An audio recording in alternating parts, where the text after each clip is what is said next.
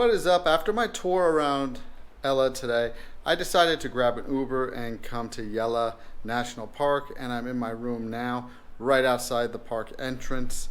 So I ended up taking an Uber. The buses are a lot cheaper, but they just take too long, and I kind of wanted to get here quick. So I ended up paying 10,000 Sri Lankan rupees, which is about $32. I ordered it on Uber, but he made me cancel. I'll talk about that another time.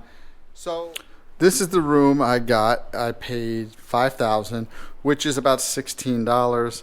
It's good enough. I'm only going to be here for the night. I'm going to get safari in the morning at 6 a.m. It's 6 p.m. now, so it's only going to be 12 hours. And maybe I'll take a shower after the safari before I head to my next location. But that's it. So not too bad for 16 bucks. It's got AC. It's 4:25 in the morning. I have a safari booked. I paid 18,000 rupees, which is about $58. The lady at the homestay set it up for me. So I have to go outside now and wait for a van or a truck to pick me up, which should be here in the next 5 minutes.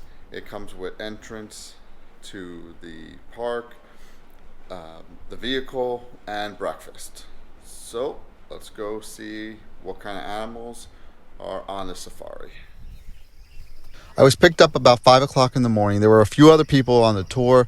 If there weren't other people on the tour, I would have had to pay for the whole car. But since there were other people, it reduced my price a lot. Once we got to the park, we were there a little bit before they opened, so you waited online with some other trucks that were going in. As soon as they opened, all the trucks got into the park and they started speeding around the park trying to find the leopards.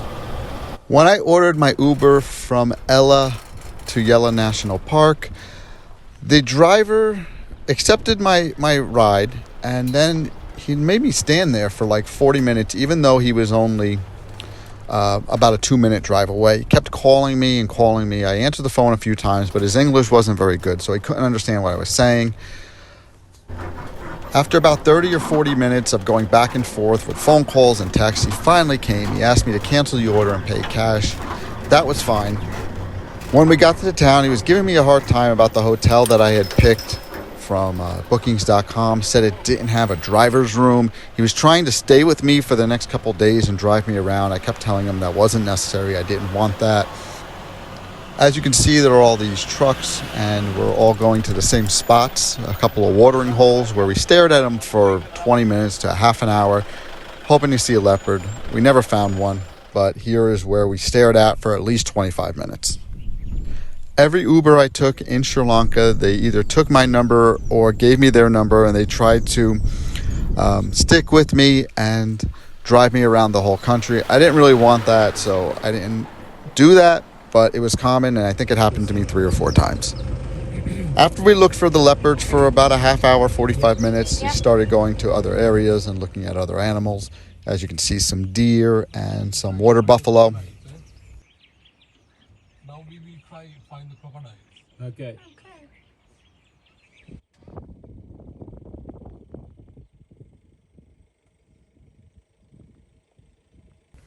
Next, we went to this pond to see some of the crocodiles that were in the water. We were here probably about 10 or 15 minutes. There were a good amount of crocodiles in the water over here, so it was a good spot to stop.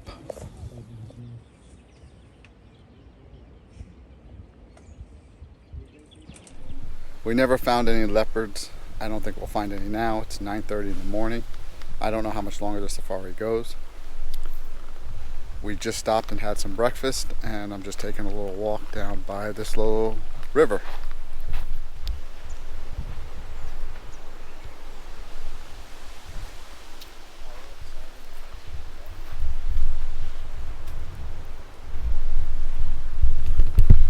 I saw a few monkeys in the trees over here, but I don't see any now.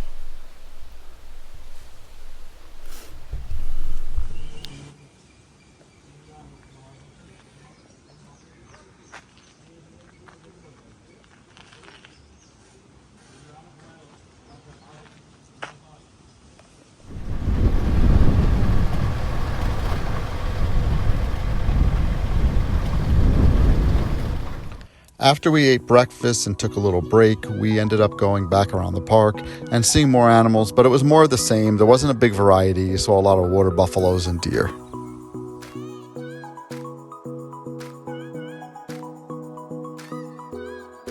This is a warthog, and we saw a lot of them all over the park. This was the truck that we used for the safari. For the last hour, as we were driving around, they were looking for elephants, but he wasn't finding any. And then just out of nowhere, we saw a couple walking across the road, and he stuck with them for a little bit. And here's some of the video.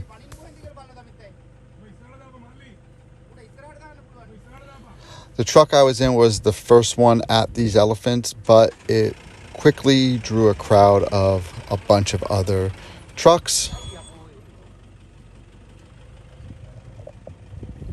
This is the reality of the tour. There's a ton of cars, a ton of trucks. They're loud. They're screaming at each other, the drivers trying to find the different animals. And when they find one, they all kind of group together, just like this, what you're seeing now. This didn't bother me. It is what it is. I still had a good experience, and I'm glad I went, but I just wanted to show you what you would deal with if you go.